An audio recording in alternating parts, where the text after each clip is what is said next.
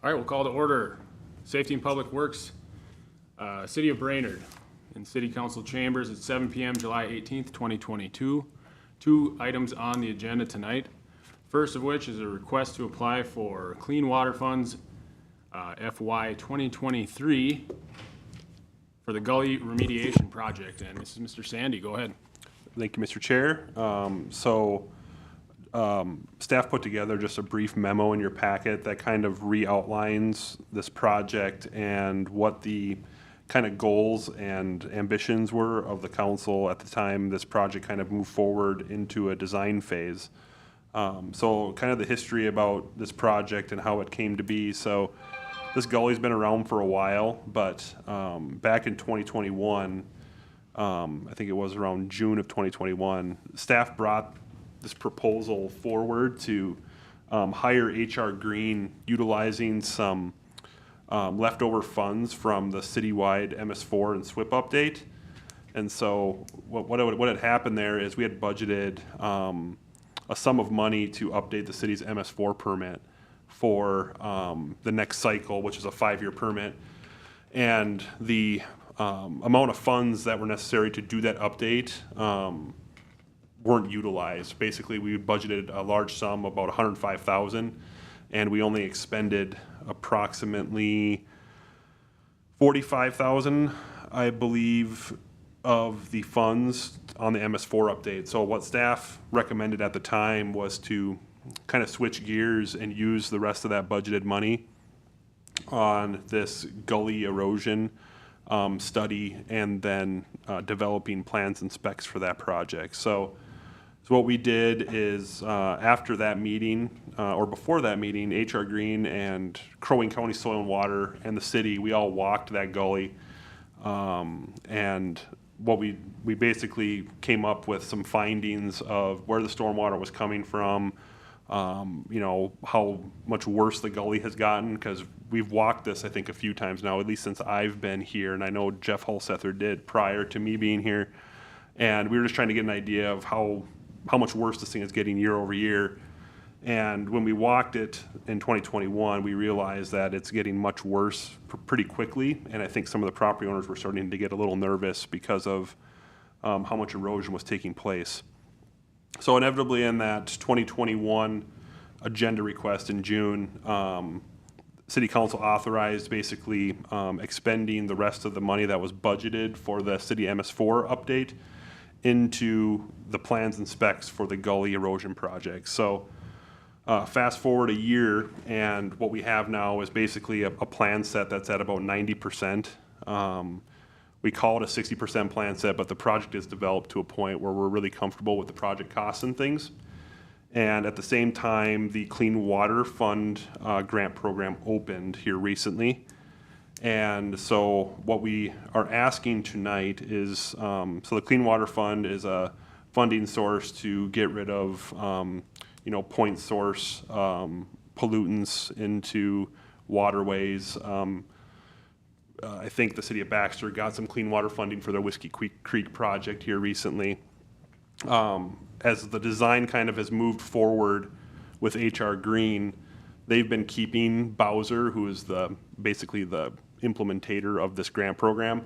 We've been keeping them informed of this project and saying, hey, here's where we're at. We, you know, likely will intend on applying for this grant when it comes around, being that we're at a point where our cost estimates are in a position to allow us to, you know what the project's going to cost, know what the impacts are. And so what we're asking for tonight is to allow staff to work with HR Green and the Soil and Water Conservation District. They volunteered to write this grant on behalf of the city. And that would be a 75% grant funded project and a 25% local share. So that comes to about $630,000 of grant funds and $210,000 of local share. Then if we're awarded that, the hope would be to construct that project in 2023. We would, if awarded, we would budget for that project out of the storm sewer fund in the year 2023. So That's kind of the proposal in front of you tonight. I attached the funding packet. I've attached the pay estimate or the estimate of costs for you guys to look at. But, you know, I think there's a couple things on the table tonight. Number one, does the city council want to move forward with this project? If so, I think it makes a lot of sense to apply for this. Or does the city council want to go in a different direction? I think those are the kind of the two options. So leave it up for discussion. Mr. Erickson? So identified the problem, this erosion, the gully, it's an ongoing problem, it's getting worse. I know we've talked about it several times here. We've begun that planning process, specifying, you know, the potential solutions, and that's almost complete. So now we're shifting gears, looking towards funding. You mentioned the 60,000 of the 105,000. 60 is remaining. Could that 60 go towards this 210, or is that The 60 was used for the purposes used of for the design. plan? Yep, Okay. yep. So we've basically got the plan to a point where they're gonna be able to finish utilizing that existing budget that we had in place.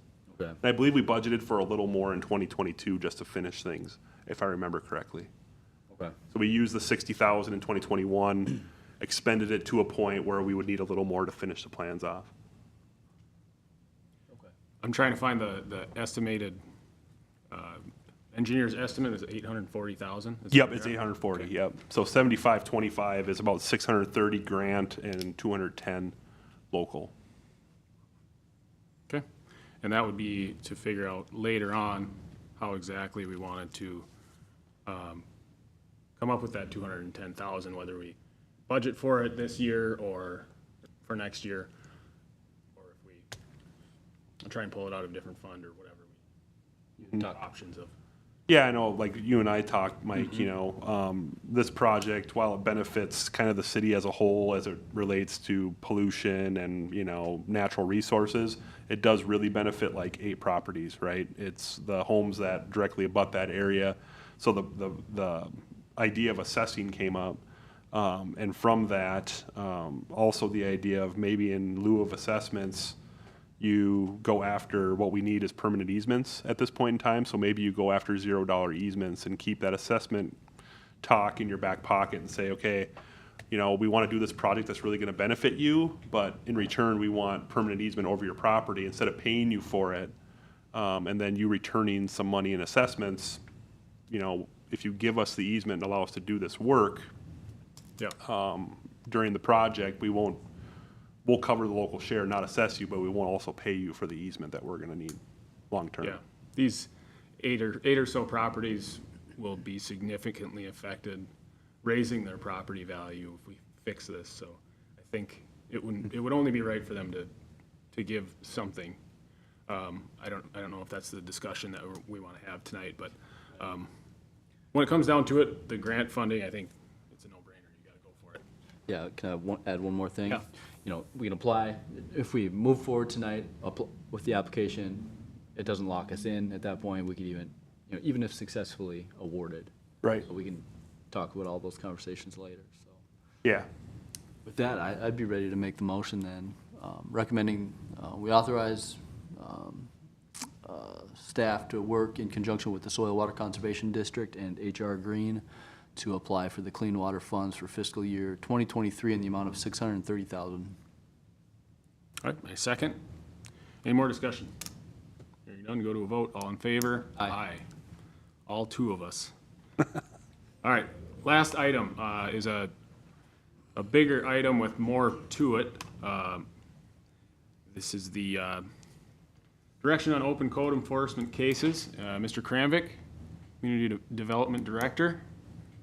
If you want to walk us through these, we got about 20 minutes till council, so if you want to do it in about 10 minutes. All right, sounds good. Thank you, Mr. Chair. So I'll go through all of these. Do you want me to stop individually or just go through all of them? Maybe just do one at a time in case anybody wants to ask Okay. questions. So first property is 1306 Oak Street. This one has 2 issues with the property. First is unlicensed and inoperable vehicles. Second issue is grass and weeds. So the licensed and inoperable vehicles, there are 2 vehicles with differentiating license plates. The recommendation for that is to send a 10-day order to correct letter and begin working with the city attorney on abatement of the vehicle. The issue with the grass is staff's recommendation is to abate the grass immediately. Okay, any questions on that one?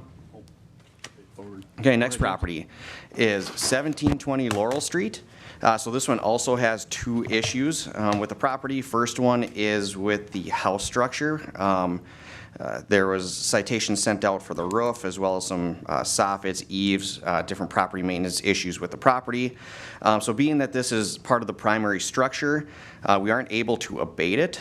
So with this one, staff is recommending sending a $300 citation with a 30-day order to correct letter and continuing this through November 1st, which is essentially kind of end of the building season. Second issue with the property is a accessory structure. Council has seen this one before.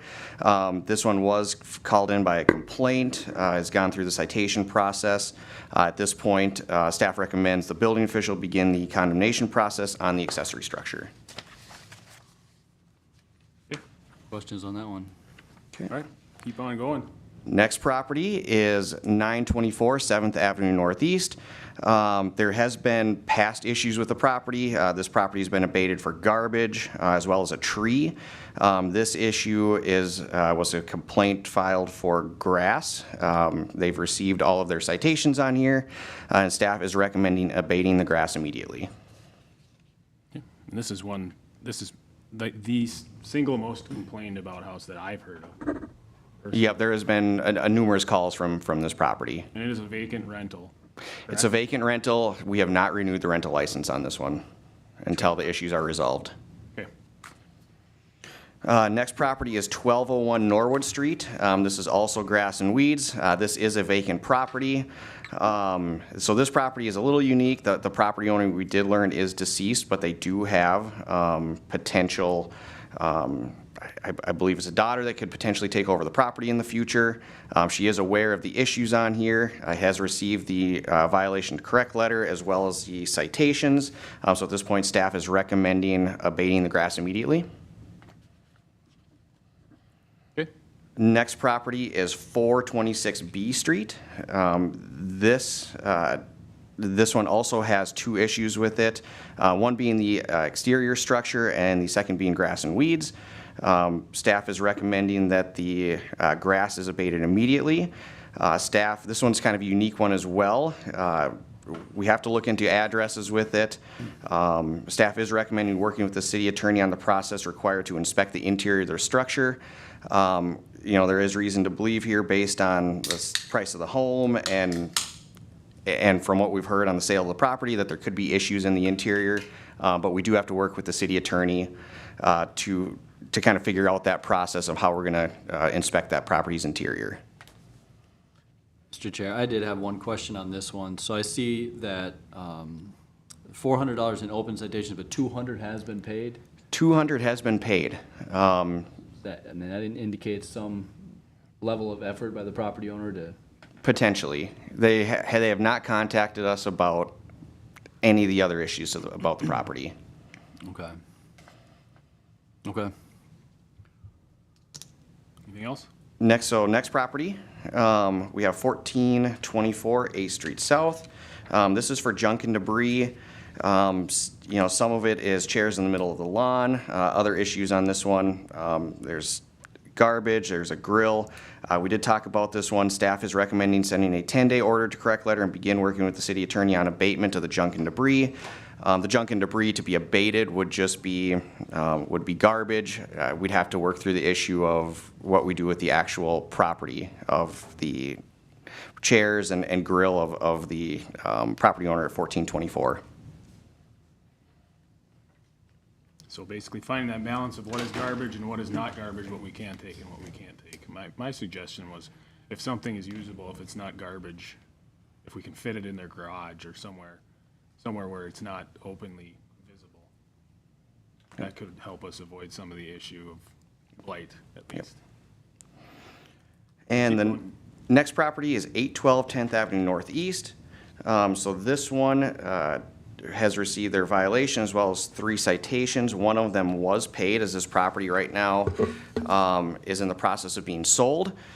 This one at one point was ordered as condemned. They did get it uncondemned and was working with the building official.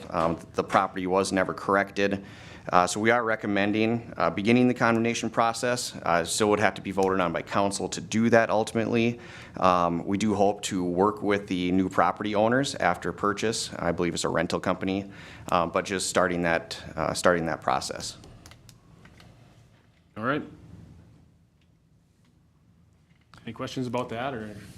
Only question I had was about the one that they had made a payment on, but that was one that had 2 issues. One is the grass. I agree with the recommendation to move forward on the grass, and then the second recommendation was to, begin working with the attorney on that one.